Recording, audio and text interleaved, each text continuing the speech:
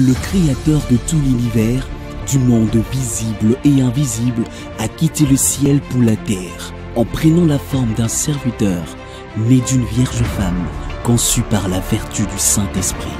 Jésus-Christ, malgré son apparence humaine, en lui habitait toute la plénitude de la divinité, parce qu'il n'était pas que le Fils de l'âme, il était aussi le Fils du Dieu vivant, celui que tous les anges des cieux adorent. Il est le seul envoyé de Dieu qui a apporté aux hommes la grâce et la faveur divine d'être sauvés et d'avoir, par la foi en son nom, la vie éternelle. Connaître le Fils de Dieu, tel est le terme de l'année 2021 que le ministère Zoé Tabernacle vous présente, à vous qui avez faim et soif de connaître le pasteur et le gardien de vos âmes, celui en qui vous avez cru sans l'avoir vu. Et ici en République démocratique du Congo, une nouvelle ère de gloire se lève. L'ère du soleil levant qui visite le peuple qui s'est acquis au prix de son sang pour attester qu'il est le Dieu et le Seigneur de la RDC.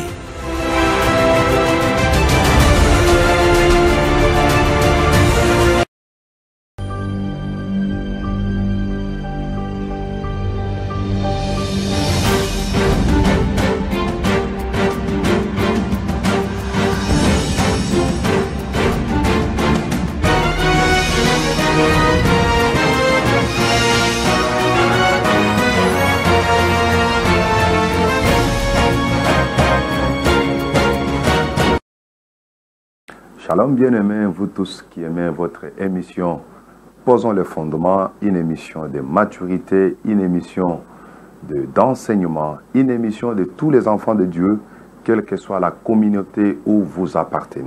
Nous ne cesserons pas de le dire, Posons le fondement, ce n'est pas une émission d'une dénomination, mais c'est une émission de tous ceux qui se reconnaissent comme enfants de Dieu et qui considèrent la Bible comme étant la parole du Seigneur et l'absolu même de leur vie. Moi, c'est le pasteur Cédric Lukusa. Je suis le pasteur de l'église Temple Chrétien Mont-Carmel. Temple Chrétien Mont-Carmel, nous sommes sur l'avenue Kitega. Avenue Kitega, numéro 110, dans la commune de Kinshasa. Avenue Kitega, numéro 110, dans la commune de Kinshasa. C'est là où nous nous réunissons chaque mercredi et vendredi de 17h30 à 19h30. Et chaque dimanche, de 8h juste jusqu'à 11h30. L'émission Posons le fondement, c'est une émission qui passe chaque lundi à partir de 15h30. Et la rediffusion, c'est chaque samedi à partir de 20h juste. C'est une émission très importante qui passe chaque lundi, comme je venais de le dire, sur votre chaîne chrétienne ZTM. Et aussi, il y a plusieurs qui nous suivent aussi à partir de notre chaîne YouTube. YouTube, nous sommes, l'adresse est Pasteur Cédric Lukusa officiel. Pasteur Cédric Lukusa officiel. Dès que vous entrez là-bas, vous allez trouver toutes les émissions que nous avons déjà eues à tourner au travers de cette émission Posons le fondement. Alors, la fois passée, nous avons fini avec un merveilleux sujet qu'on avait intitulé « Un autre Jésus ». Un autre esprit et un autre évangile, un sujet qui a béni plus d'une personne et nous ne cesserons pas de le dire. L'émission Posons le fondement, c'est une émission qui bénit les enfants de Dieu, les hommes de Dieu et nous bénissons tous ceux qui nous suivent, ceux qui nous écrivent, pour ceux qui nous posent des questions, ceux qui nous encouragent au travers de leurs SMS. Ça nous fait vraiment beaucoup du bien et nous vous demandons toujours de continuer à les faire parce que c'est un signe que nous ne sommes pas en train de prêcher dans les déserts. Que le Seigneur vous bénisse. Alors aujourd'hui, nous allons commencer un nouvel enseignement parce que ici, c'est enseignement sur enseignement. Nous finissons avec un enseignement, nous débutons encore avec un autre. Je crois que cet enseignement va nous conduire tout au long du mois de décembre. Tout ce mois ici, de décembre qui va commencer pratiquement dans 2 jours, nous allons nous servir de ce sujet très important que nous avons intitulé « Les 10 bénéfices du sang de Jésus ». Les 10 bénéfices du sang de Jésus-Christ. C'est vraiment un meilleur enseignement que des fois, vous n'avez pas encore suivi un enseignement de ce genre. C'est pourquoi nous vous demandons toujours d'avoir votre bloc-notes, avoir votre stylo, écrivez. Ça va beaucoup vous aider. D'autres ont déjà entendu parler du sang de Jésus, mais pas assez de détails. D'autres aussi, ils les utilisent très mal, le sang de Jésus. D'autres aujourd'hui sont tentés de mettre le sang de Jésus dans les foufous. Hein? D'autres aspergent le sang de Jésus dans leur maison. D'autres sont en train de mettre le sang de Jésus même sur les lits, là où ils dorment, sur des tables, des chaises. C'est compliqué aujourd'hui avec l'utilisation du sang de Jésus. D'autres d'ailleurs, il faut même boire les démons le sang. Toi, démon, lors des services de délivrance, toi, démon, bois le sang, bois le sang. C'est compliqué aujourd'hui. C'est que nous voyons comme scénario qui se passe dans nos églises locales. La raison pour laquelle vous avez intérêt de suivre ce sujet, les 10 bénéfices du sang de Jésus-Christ. Ça va vous aider à bien prier par rapport au sang de Jésus. Ça va vous aider à comprendre le sang de Jésus, c'est quoi, qu'est-ce qui s'est passé. Et il y a beaucoup de choses là-dedans. Alléluia. Lisons la parole. Je vous propose le premier texte, c'est Exode chapitre 12, le verset 12 à 13. Exode 12, 12 à 13. Cette nuit-là, je passerai dans les pays d'Égypte, et je frapperai tous les premiers-nés du pays d'Égypte, depuis les hommes jusqu'aux animaux, et j'exercerai des jugements contre tous les dieux de l'Égypte. Je suis l'Éternel. Le sang vous servira de signe sur les maisons où vous serez.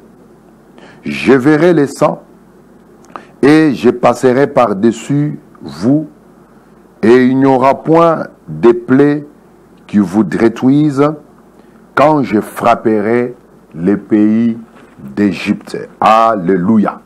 Le contexte de cette écriture nous montre que le peuple d'Israël, qui était le peuple de Dieu, le peuple élu, le peuple sur qui les promesses du Seigneur pesaient, mais ce peuple s'est retrouvé dans la servitude en Égypte. Alors le Seigneur s'est choisi son serviteur Moïse pour aller libérer ce peuple de l'Égypte afin de les conduire vers Canaan. Moïse étant arrivé, Pharaon et les Égyptiens qui étaient déjà habitués à assujettir le peuple de Dieu, ils ne pouvaient pas laisser Israël s'en aller si facilement. C'est ainsi que Moïse a commencé à manifester plusieurs signes, plusieurs miracles, plusieurs plaies en Égypte. Il y en a eu au total environ 10. Mais ici, il s'agissait de la 10e plaie, ou du 10e signe. Parce que les 9 plaies, malgré que cela s'était exécuté sur l'Égypte, Pharaon n'acceptait toujours pas à libérer Israël, le peuple de Dieu. Ils étaient toujours dans la servitude. Alors, c'est comme ça que Dieu devait utiliser, je peux appeler ça sa dernière cartouche. Il dit à Israël, à Moïse et aux enfants d'Israël, chacun de prendre un agneau sans défaut, d'immoler cet agneau-là, de prendre le sang, le mettre sur le linteau de leur maison, et la chair de l'agneau devait être utilisée comme une nourriture. Ce qui m'intéresse, moi, ce n'est pas au niveau de la chair de l'agneau qui devait être mangée, mais c'est plus au niveau du sang. Dieu dit, vous mettrez le sang sur vos linteaux. Vous mettrez le sang sur le poteau de vos linteaux, et quand je passerai pour exécuter les jugements en Égypte, quand je passerai pour tuer les premiers-nés des Égyptiens, je verrai le sang et je passerai outre. Là où il y a le sang, la mort qui vient, le jugement de Dieu qui vient, n'entrera pas, ne touchera aucune personne. C'est vrai, mes frères. Bientôt là, c'est le mois de décembre, Et vous allez remarquer qu'on est en train de parler partout comme si les gens ne meurent qu'au mois de décembre. C'est comme si Satan ne travaille qu'au mois de décembre. Alors qu'en réalité, Satan travaille tous les jours, il travaille tous les mois. Mais du moins, nous constatons aussi que le mois de décembre, c'est le mois aussi de beaucoup d'enjeux. Parce que les gens, les esprits de plusieurs personnes sont un peu surchauffés. Et nous pouvons constater la multiplication peut-être de la mort ci et là. Plusieurs personnes sont en train de mourir. À tel point que même ceux qui se nomment chrétiens ont peur de la mort au mois de décembre. C'est ainsi que mes frères, je suis venu avec ce sujet, un sujet très important qui vous permettra de ne pas avoir peur de la mort. Parce qu'un véritable croyant n'a pas peur de la mort. Tu ne peux pas avoir peur de la mort. Jésus est venu nous délivrer de la puissance de la mort. C'est pourquoi en Apocalypse chapitre 1, le verset 18, il dit « J'étais mort, je suis vivant, et je tiens les clés de la mort et du séjour des morts. » C'est-à-dire, c'est le Seigneur Jésus qui détient les clés, c'est-à-dire l'autorité sur la mort et le séjour des morts. C'est Jésus qui autorise, qui permet à ce que quelqu'un meure ou pas. Il décide sur la mort ou la vie de quelqu'un. Vous comprenez un peu cela? Satan n'a plus de pouvoir sur nous, les enfants de Dieu, sur nous qui avons cru en Jésus-Christ. Raison pour laquelle les croyants ne doivent pas avoir peur de la mort. Même toi qui me suis, n'aie pas peur du mois de décembre. N'aie pas peur de la mort, parce que Jésus-Christ est de notre côté. C'est pourquoi je viens avec ce sujet très important qui va t'aider à ne pas avoir peur de la mort. C'est pourquoi nous parlons sur le sang de Jésus-Christ. Dieu dit à Moïse, immolez l'agneau, prenez le sang, mettez sous le linteau. Là où je verrai le sang, je passerai outre. La mort n'entrera pas dans cette maison. Le sang vous servira de signe. C'est très, très, très, très important. Quand tu portes sur toi les signes du sang, bien-aimé, la mort n'a pas de pouvoir sur toi. Les puissances de l'air, les puissances, les dominations, les autorités, les principautés, les princes de ce monde des ténèbres, les esprits méchants dans les lieux célestes, même Satan lui-même n'aura pas de pouvoir sur ta vie, même sur ta maison. C'est pourquoi il est très important de connaître les bénéfices qui sont liés au sang de Jésus-Christ. Parce que en Jean chapitre 1er, le verset 29, Jean présente Jésus comme étant l'agneau de Dieu qui ôte les péchés du monde. Donc l'agneau qui était immolé par les Israélites en Égypte n'était qu'une préfiguration du véritable agneau qui est Jésus-Christ. Très important. Alors, dans mon introduction, avant que nous entamions les 10 bénéfices du sang de Jésus, je voulais parler sur les 7 aspersions du sang de Jésus. Les 7 aspersions du sang de Jésus. C'est-à-dire, nous allons montrer que Jésus a aspergé le sang 7 fois. 7 fois. Lisons d'abord Lévitique. Lévitique chapitre 4, le verset 6. Vous pouvez commencer même par le premier verset. Il n'y a pas de problème. Là, on nous montre que si un sacrificateur commettait un péché, il devait offrir un jeune taureau. Vous voyez? Et en offrant ce taureau d'expiation, il devait il devait faire l'expiation 7 fois. Alléluia. Lisons le verset 6. Il trempera son doigt dans le sang et il en fera 7 fois l'aspersion devant l'Éternel en face du voile du sanctuaire. En face du voile du sanctuaire. Les sacrificateurs devaient faire l'aspersion du sang 7 fois. C'est-à-dire, s'il commet un péché, il devait prendre un jeune taureau. Il égorge, il met le sang dans un bassin et il va tremper son doigt et il devait se présenter devant le voile du sanctuaire et il devait faire l'aspersion 7 fois pour le pardon de son péché. Ainsi, mes frères, Jésus-Christ, lorsqu'il est venu, en tant que souverain sacrificateur, il devait faire aussi l'aspersion de son sang 7 fois pour le pardon des péchés du peuple. Il devait faire l'aspersion du sang 7 fois. C'est pourquoi nous allons le voir au travers des Écritures que Jésus a fait couler son sang, a aspergé son sang 7 fois. Et c'est très important, les 7 aspersions du sang de Jésus. Allons-y. Premièrement, le Seigneur Jésus a fait couler le sang à Gethsémane. Le sang coulé à Gethsémane. Vous allez le voir en Luc au chapitre 22, le verset 41 à 44. La Bible nous dit, lorsque le Seigneur est arrivé dans ce merveilleux jardin de Gethsémane, il voyait sa mort s'approcher.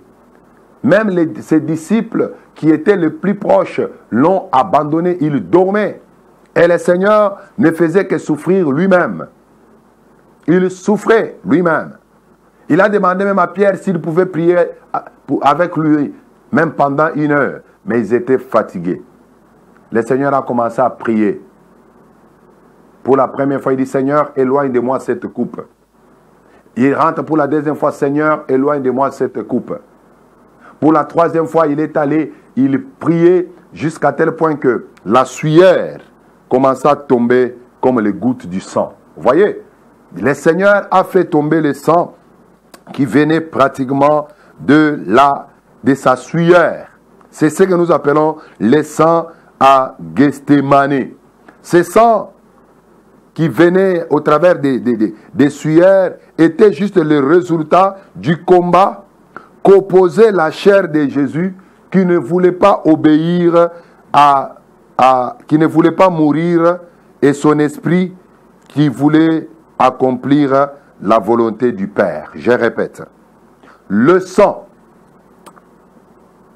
de Jésus qui avait coulé à Gethsémane était juste le résultat du combat qu'opposait la chair de Jésus qui ne voulait pas mourir et son esprit qui voulait accomplir la volonté du Père. Il y avait une guerre entre la chair de Jésus et son esprit. C'est pourquoi d'ailleurs quelque part il a même dit, la chair est faible, mais l'esprit est disposé. L'esprit était disposé pour mourir. Mais la chair ne voulait pas mourir. La chair avait eu peur. Alors il y avait la guerre entre la volonté propre de Jésus et la volonté de Dieu. Et la volonté du Père, je m'excuse. Il y avait cette guerre-là. Alléluia. C'est ainsi que nous disons, le sang de Jésus qui avait coulé à la croix de Golgotha nous donne en nous la force d'accomplir la volonté de Dieu. Alléluia. Le sang de Jésus qui avait coulé à la croix et à Gethsémane nous donne en nous la force d'accomplir la volonté de Dieu. Très important, mes frères. Parce que personne ne peut accomplir la volonté de Dieu par ses propres forces. Non. Mais c'est grâce au sang de Jésus. Jésus avait déjà lutté entre sa volonté et la volonté de Dieu. Il a vaincu parce que c'est la volonté de Dieu qui a primé. En fin de compte, il a dit, Père, que ta volonté soit faite et non ma propre volonté. Et un ange est descendu pour le fortifier. Le sang coulé à Gethsémane nous donne la force d'accomplir la volonté de Dieu. Bien-aimé, tel que tu es là, tu as ta volonté, il y a aussi la volonté de Dieu. Il y a aussi la volonté de Dieu. Mais la volonté parfaite de Dieu, nous ne pouvons la supporter que grâce au sang de Jésus. Il y a des gens qui passent les moments d'épreuve parce que Dieu le veut, mais la chair ne veut pas l'épreuve. Mais pour supporter l'épreuve, la force vient tout simplement du sang de Jésus. Le sang coulé à Gethsémane. Ça, c'est la première aspersion du sang de Jésus. Jésus a aspergé son sang dans les jardins de Gethsémane, un sang qui est venu au travers de sa sueur. Alléluia. Deuxième aspersion du sang de Jésus, Jésus a fait couler le sang au travers de son dos, le sang du dos de Jésus. Le dos de Jésus a fait couler le sang. Le dos de Jésus a fait couler le sang. Prenons d'abord Psaume 129. Psaume 129, le verset 3. Écoute ce que ce cantique est en train de dire. Des laboureurs ont labouré mon dos. Et ils ont tracé des longs sillons. Vous comprenez? Je répète. Des laboureurs ont labouré mon dos. Et ils y ont tracé des longs sillons. Vous comprenez? Ici, ce psaume était en train de prophétiser sur la venue de Jésus-Christ. Quand il disait qu'ils ont labouré mon dos, c'était une écriture qui devait s'accomplir au temps de Jésus. Ésaïe 50, le verset 6. Ésaïe 50, le verset 6. J'ai livré mon dos à ceux qui me frappaient et mes joues à ceux qui m'arrachaient la barbe. Je n'ai pas dérobé mon visage aux ignominies et aux crachats. Cette prophétie parlait de Jésus-Christ. C'est pourquoi lorsque Jésus est venu, on le fouettait au dos. Lorsqu'on le fouettait au dos, le sang coulait. On le fouettait et le sang coulait. Et Jésus dit, c'est comme si Psaume prophétise en montrant que il compare le fouet que Jésus devait recevoir au dos à un laboureur qui est allé labourer un champ. Mais ici, ce n'était pas le champ, il s'agissait du dos de Jésus. Donc les laboureurs étaient en train de labourer le dos de Jésus. Vous voyez un peu ça? Et Ésaïe dit, j'ai donné mon dos à ceux qui me frappaient. J'ai donné mon dos à ceux qui me frappaient. Pourquoi on frappait Jésus au dos? On le frappait et le sang était en train de couler. Le sang du dos de Jésus. Alléluia.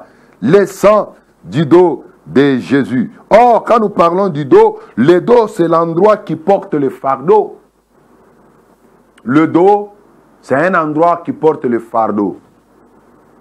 Qui porte le fardeau. C'est ainsi qu'à Matthieu chapitre 11, le verset 28, Jésus a dit, venez à moi, vous tous qui êtes chargés et fatigués, je vous donnerai du repos. Prenez mon joug est doux, mon fardeau est léger. Alléluia. Toi qui es fatigué, tu es fatigué par les péchés, tu es fatigué par des problèmes, tu es fatigué par beaucoup de difficultés, par des maladies, par des situations bizarres et compliquées. En Jésus-Christ, il y a la solution. Jésus a été frappé au dos. Son dos a été labouré comme si on était tenté de labourer un champ. Il a exposé son dos. Il a accepté de verser son sang au travers du dos afin que nous soyons libérés de tout fardeau. Et nous portons seulement les fardeaux de l'évangile. Alléluia. Ça, j'aime. Jésus a versé le sang du dos pour nous libérer de tous les fardeaux. Bien-aimé, ne meurs pas avec un fardeau. Ne meurs pas, s'il vous plaît, avec un fardeau. Jésus a dit, venez à moi, viens à lui, tel que tu m'écoutes là, quel que soit le fardeau, quel que soit le poids qui est sur ton dos. Jésus-Christ est capable de te libérer. Viens seulement à lui, il va te libérer de ces fardeaux-là. C'est pourquoi il a fait couler le sang du dos. Il a fait couler le sang dans son dos. Ça coulait pour nous libérer, nous, de tous les fardeaux. Pour te libérer de tous les fardeaux. Toi, souvent, quand tu dors, tu te réveilles, le dos, ça fait mal. Laisse-moi te dire, en Jésus-Christ, il y a une solution pour ton dos. Alléluia. Le Seigneur est tellement bon. Ésaïe 53, les versets 4 à 5. Ésaïe prophétisant de la venue du Messie, il dit, cependant, ce sont nos souffrances qu'il a portées. C'est de nos douleurs qu'il s'est chargé. Et nous l'avons considéré comme puni et frappé de Dieu et humilié. Mais il était blessé pour nos péchés, brisé pour nos iniquités. le châtiment qui nous donne la paix est tombé sur lui, et c'est par ses meurtrissures que nous sommes guéris. C'est de nos douleurs qu'il s'est chargé. Jésus a porté nos douleurs. Jésus a porté tes douleurs. Afin que toi tu sois libre, afin que tu sois léger. Le seul fardeau qu'il te donne, c'est le fardeau de l'évangile. Et ce fardeau-là n'est pas pesant. Ce fardeau-là n'est pas lourd. C'est un fardeau facile à porter. Alléluia. J'aime bien le sang du dos de Jésus. Parce que ce sang-là qui avait coulé dans son dos m'a libéré de tous les fardeaux. Bien-aimé, moi qui vous parle, je suis libre. Il n'y a aucun fardeau qui pèse sur moi. Jésus m'a libéré du fardeau de la peur. Jésus m'a libéré du fardeau même de la peur et de la mort. Jésus m'a libéré du fardeau des malheurs, des maladies. Il m'a libéré de ces fardeaux-là. Je suis léger en Jésus. Si toi aussi tu le crois, tu seras libre. Alléluia. Troisième aspersion du sang de Jésus, c'est le sang qui avait coulé de sa barbe arrachée. Le sang coulé de la barbe arrachée. Toujours en Ésaïe 50, le verset 6, la partie B.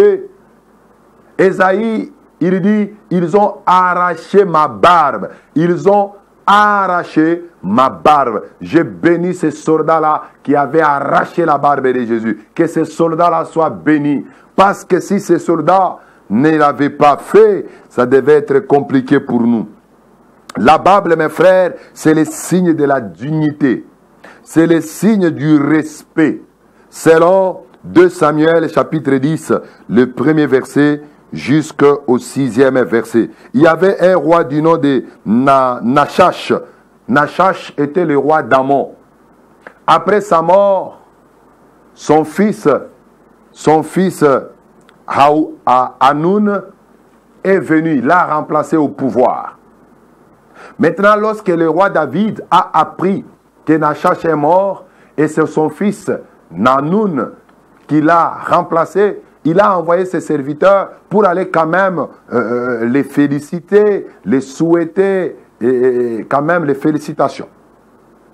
Alors lorsque les serviteurs de David sont allés voir le roi Hanoun, les serviteurs du roi Hanoun ont dit, est-ce que vous pensez seulement que c'est pour te féliciter que David, le roi David, a envoyé ses serviteurs? N'est-ce pas pour venir explorer notre ville? Alors quand Hanoun a compris cela, il a récupéré les serviteurs de David, il les a coupés la moitié de la barbe, il les a arrachés la moitié de la barbe et il a coupé aussi les habits pratiquement à moitié. Lorsque maintenant David a appris cela, c'était vraiment une honte. C'est comme ça que David a demandé à ses serviteurs de ne pas d'abord entrer dans la ville, de rester d'abord quelque part, de se cacher jusqu'à ce que la barbe pousse. Vous voyez un peu ça? Parce que la barbe, c'était arracher la barbe, c'était comme une insulte. Vous voyez, c'est manquer du respect à quelqu'un. C'est manque même de la considération. C'est rejeter l'offre. Donc la barbe, quand on arrache la barbe, selon l'idée de cette écriture, c'est une humiliation, c'est une honte. C'est comme ça que Jésus, lorsqu'il est venu, pour l'humilier davantage, on avait arraché sa barbe. Et quand on arrache la barbe, le sang devait couler. Le sang a coulé à la barbe. Oh mes frères, et c'est là, Christ nous montre que Christ est venu pour nous libérer de la honte et de l'opprobre. Alléluia. Jésus-Christ a fait couler le sang à sa barbe pour nous libérer, nous, de la honte et de l'opprobre. Je m'adresse à quelqu'un qui passe les moments d'humiliation, les moments de la honte. Tu peux être même un homme de Dieu, mais on t'a humilié. On a parlé faussement, on t'a accusé faussement. Tu vis dans la honte, tu vis dans les humiliations. Laisse-moi te dire une chose. Jésus-Christ de Nazareth, l'homme de Galilée, on avait arraché sa barbe pour que ta honte à toi soit ôtée. Alléluia. Ta honte à toi soit ôtée. Le Seigneur est tellement bon. Christ est venu nous libérer de la honte et de l'opprobre. Et pendant que je parle, si tu as la foi, que le Seigneur te libère de la honte, qu'il te libère de l'opprobre, qu'il te libère de l'opprobre, qu'il te libère de la honte. Oh, le Seigneur est bon, le Seigneur est redoutable et il est merveilleux. Quatrième aspersion du sang de Jésus, le sang coulé de la couronne d'épines. Le sang, Jésus a fait couler le sang quand on l'avait fait porter la couronne d'épines. Vous allez les voir en Marc, chapitre 15, le verset 17, et aussi en Jean, chapitre 19, le verset 15. Ce soldat-là est venu, au lieu de lui donner une bonne couronne en tant que roi, ils l'ont bien salué. Salut le roi des Juifs. Mais au lieu de lui donner une couronne d'or ou une couronne d'argent, mais le soldat est venu avec une couronne d'épines et a fait porter Jésus. Et sûrement, lorsqu'on fait porter la couronne d'épines, les épines devaient quand même frapper pratiquement partout. La tête de Jésus-Christ devait être châtié, devait être blessé, parce que les épines, lorsque ça touche la chair, le sang va couler. C'est pourquoi le sang de Jésus coulait de tout son visage. Le sang coulait à partir de la couronne d'épines. La couronne d'épines, mes frères, c'est le symbole de difficulté, d'une vie de blocage, d'une vie de limitation, d'une vie de souffrance, une vie d'attaque au niveau de la tête. C'est ça, la couronne d'épines. C'est le symbole de la souffrance. C'est le symbole des difficultés. C'est pourquoi Jésus, même quand il parlait de la parabole de la sémence, du semeur, il dit une partie de la sémence est tombée dans les épines. Et la sémence avait la difficulté pour croître. Et il symbolise les épines comme étant les soucis de ce monde, les difficultés. Oh mes frères, je ne sais pas quelle difficulté que tu es en train de traverser. Des fois peut-être tu te poses mille et une questions de ce que sera ton avenir. Tu te poses mille et une questions par rapport aux années qui avancent, mais ce que tu fais, ça n'avance pas. Tu sens des blocages, tu sens des limitations. Des fois, toi qui me suis, tu as des pertes même de mémoire. Tu as des difficultés au niveau des mémoires, des pertes de mémoire. Tu oublies les choses si facilement. Peut-être tu as un enfant qui a des pertes de mémoire. Tu te poses la question, Seigneur, pourquoi m'as-tu donné cet enfant? Laisse-moi te dire, bien-aimé, Jésus a fait couler le sang grâce à la couronne d'épines qu'il avait portée. Mais c'était pour nous libérer, nous autres, pour te libérer des difficultés, pour te libérer de souffrances, pour te libérer de peines, pour te libérer de toutes sortes de maladies liées à la mémoire, des pertes de mémoire, des pertes d'intelligence. Si tu as la foi, quand tu es tenté de me suivre, laisse que le Dieu que je prie, son nom, Jésus-Christ, qu'il te libère de la difficulté dans laquelle tu te retrouves, qu'il te libère de la peine dans laquelle tu te retrouves, qu'il te libère de tous les combats que tu as au niveau de la tête. Des fois, tu as des maux de tête compliqués. Des médecins te disent, il faut seulement faire les scanners. Laisse-moi te dire que Jésus-Christ est capable de te guérir sans passer par les scanners. Le Seigneur est tellement puissant. C'est pourquoi j'aime ces soldats qu'il avait fait porter la couronne d'épines. S'il ne l'avait pas fait, on devait devenir mourant à cause des maladies liées à la tête. On devait être des perdants devant des difficultés, devant des limitations. Alléluia. J'aime bien le Seigneur, lui qui nous a sauvés et qui nous a donné de meilleures promesses. Cinquième aspersion du sang de Jésus, le sang qui coulait des mains clouées à la croix. Les sangs qui coulaient des mains clouées à la croix. On a fait monter Jésus à la croix. On l'a mis de cette manière à la croix. Et on clouait là-bas. On frappait des clous. On a frappé des clous. Et quand on frappait des coups, il pleurait et les sangs coulaient. Les sangs coulaient au travers de ses mains. Ça, c'est en Matthieu chapitre 27, le verset 31. Matthieu 27, le verset 31. Et Jean chapitre 20, le verset 25 à 27. On l'a cloué à la croix. Les sangs avaient coulé au travers de ses mains. Et les mains, c'est le symbole de l'outil de travail par excellence. Les mains, c'est le symbole de l'outil de travail par excellence. Les mains de Christ ont été percées pour que le travail de l'homme soit béni. Alléluia. Les mains de Jésus ont été clouées pour que tes mains là, que ton travail, tout ce que tu feras avec tes mains, que cela puisse aller de l'avant. Et aussi tout péché que tu pouvais commettre avec tes mains, que ce péché-là soit aussi pardonné. Ça, c'est très important aussi.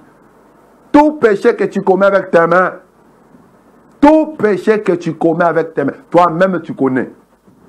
Jésus, le sang avait coulé dans ses mains pour pardonner ces péchés-là, pour te donner le pouvoir de vaincre ces péchés-là. Et aussi, les mains de Jésus ont été clouées pour que ton travail soit béni. Bien-aimé, la bénédiction dans le travail ne vient pas de l'école, ne vient pas des efforts. C'est Dieu qui peut bénir ton travail. Toi qui reconnais, qui ne fait que remarquer des échecs prolongés dans ton travail, dans ce que tu fais avec ta main, ça peut être dans tes études. Laisse-moi te dire que Jésus-Christ, on l'a cloué à la main. Son sang a coulé à la main pour que ton travail à toi soit béni. Par nos mains, nous produisons des richesses. Nous guérissons même les malades et nous donnons aussi aux pauvres. Par nos mains, nous produisons des richesses. Par nos mains, nous guérissons des malades. Par nos mains, nous donnons même aux pauvres. C'est pourquoi, bien-aimé, il faut que l'œuvre de tes mains soit bénie. Pour que quand tu pries pour les malades, que les malades soient guéris. C'est pourquoi Marc 16 à 17 nous dit, vous imposerez les malades seront guéris. C'est pourquoi le sang avait coulé dans les mains de Jésus. C'est pourquoi, mes frères, laisse-moi déclarer, pendant que tu te prépares pour affronter ce mois ici de décembre, que tes activités soient bénies, que tes commerces soient bénis. Tout ce que tu toucheras avec ta main, que cela aille de l'avant au nom de Jésus. 6e aspersion du sang de Jésus, le sang qui coulait des pieds cloués à la croix. Jésus a fait couler le sang au travers de ses pieds. Psaume 22. Psaume 22, le verset 17 à 19. Ça, c'est un psaume messianique. 17 à 19. Alléluia. Car des chiens m'environnent et une bande de scélérats rôde autour de moi. Ils ont percé mes mains et mes pieds. Ils ont percé mes mains et mes pieds. Je pourrais compter tous mes os. Et ils observent, ils me regardent. Ils se partagent mes vêtements, ils tirent au sort ma tunique. Jésus dit, ils ont percé mes mains et percé mes pieds. Ils ont percé mes mains, ils ont percé mes pieds. Si les mains sont les symboles, l'outil du travail par excellence, les pieds représentent un moyen de transport accessible à tous. C'est un moyen de déplacement. Vous voyez un peu ça? Et les pieds, c'est une force qui nous permet de mettre en exécution notre désir d'aller vers les autres. Tu peux avoir un désir pour aller voir quelqu'un, mais tu ne vas pas sauter, tu vas marcher. Donc les pieds te permettent de mettre en exécution les désirs d'aller vers les autres. Les pieds, c'est un moyen de transport, c'est un moyen de déplacement. C'est ainsi que mes frères, le monde entier est sous les pieds de Jésus et à notre portée à travers l'évangélisation. Très important. Le monde entier est sous les pieds de Jésus et est à notre portée à travers de l'évangélisation. Ephésiens chapitre 6, le verset 15. Ephésiens 6, le verset 15. Parlant des armes spirituelles, on nous dit, mettez pour chaussure à vos pieds les ailes que donne l'évangile de paix. Les ailes que donne l'évangile de paix. Romains, au chapitre 10, le verset 15, l'Écriture dit, et comment y aura-t-il des prédicateurs s'ils ne sont pas envoyés, selon qu'il est écrit qu'ils sont beaux, les pieds de ceux qui annoncent la paix, de ceux qui annoncent la bonne nouvelle. Qu'ils soient beaux, les pieds de ceux qui annoncent la bonne nouvelle. Donc, en nous marchant pour aller annoncer l'évangile, bien-aimés, le monde devient sous nos pieds. Ça devient sous nos pieds. Les pieds de Jésus ont été percés pour nous permettre à nous de marcher afin d'annoncer la bonne nouvelle, l'évangile de paix. Les ailes, afin que nous ayons les ailes pour aller annoncer l'évangile de paix. C'est pourquoi les pieds de Jésus ont été percés. Et septièmement, mes frères, le sang et l'eau ont coulé du côté percé de Jésus. Le côté percé de Jésus, c'est en Jean au chapitre 19, le verset 34. Bien-aimé, Jésus il était déjà là, pratiquement mourant, mais un soldat est venu avec une lance et a introduit cela dans les côtes de Jésus. La Bible dit, l'eau et le sang a coulé. L'eau et le sang a coulé dans ces côtes de Jésus. Or, quand nous parlons de la côte de Jésus, nous voyons la poitrine. Et quand nous parlons de la poitrine, nous voyons là où il y a pratiquement le cœur. C'est le siège des émotions. C'est le siège pratiquement de nos sentiments. Ainsi, mes frères, Jésus a fait couler le sang de ses côtes. Je peux dire pour deux raisons. La première raison, c'est pour que nous soyons guéris de nos blessures émotionnelles, de nos blessures spirituelles, nos blessures internes, les maladies du cœur. Oh bien-aimé, toi qui m'écoutes, qui as un cœur malade, laisse que le sang de Jésus puisse guérir cette maladie-là. Deuxièmement, Jésus a fait couler le sang et l'eau au travers de ses côtes pour donner la naissance à l'Église. N'oubliez pas que pour que Ève soit formée, Dieu devait introduire sa main pour ôter une des côtes d'Adam. Vous voyez un peu cela? C'est là où Ève est tirée. C'est là où Ève naît, à partir de la côte que Ève naît. C'est pourquoi ce soldat-là est venu introduire la flèche dans les côtes de Jésus. L'eau et le sang est sorti.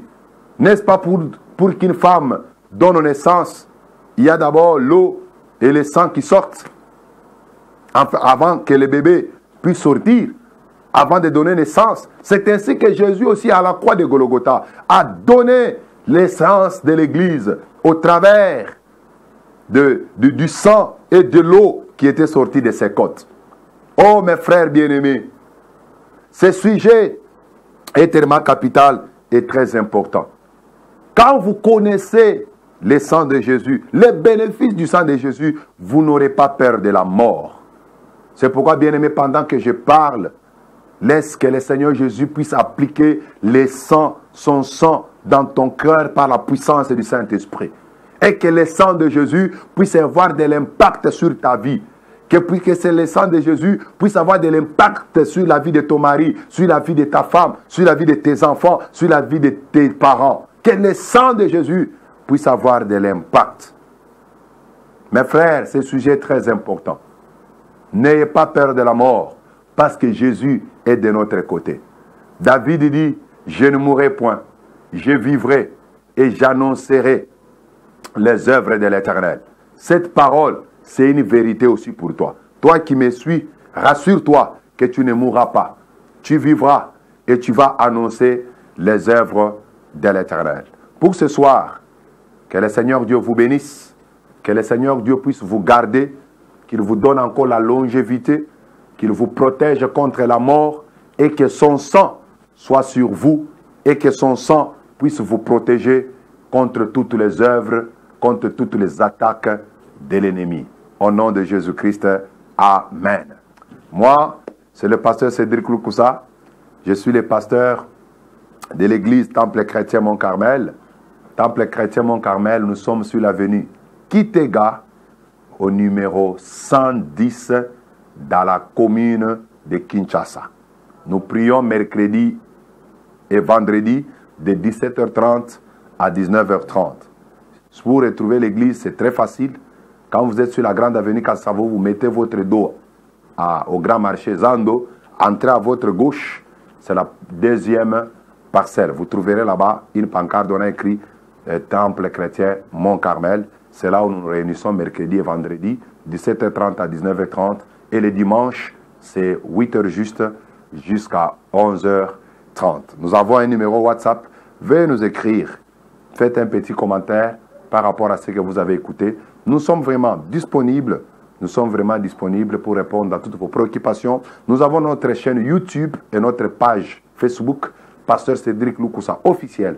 Entrez, visitez notre chaîne. Vous serez énormément bénis. Vous allez trouver même d'autres vidéos que nous avons déjà tournées dans cette émission. N'oubliez pas aussi de vous abonner, que ce soit sur notre page Facebook, que ce soit sur notre chaîne YouTube. Que le Dieu que nous servons, qu'il vous bénisse abondamment. Soyez branchés pour la rediffusion le samedi à 20h juste. À mon nom personnel et au nom de toute l'équipe technique des ZM, je vous souhaite une bonne soirée et mes meilleurs vœux. Que Dieu vous bénisse.